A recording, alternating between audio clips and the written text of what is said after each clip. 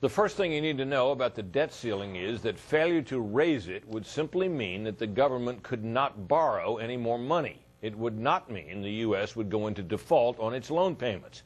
In fact, the government could continue to meet its loan obligations if the debt ceiling were never raised again.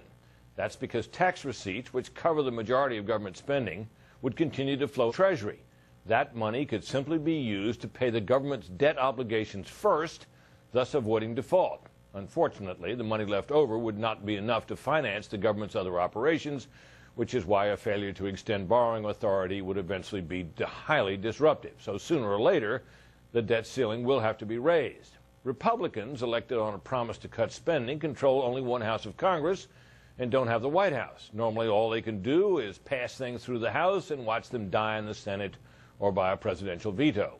But the debt ceiling is ultimately a must-pass, so the Republicans have some leverage. They're trying to use it to force spending cuts. Democrats, warning of default and financial panic, say the debt limit must be raised promptly and with no strings attached. One side, it's clear, is serious about spending cuts. One side is less so, and it's not hard to tell which is which.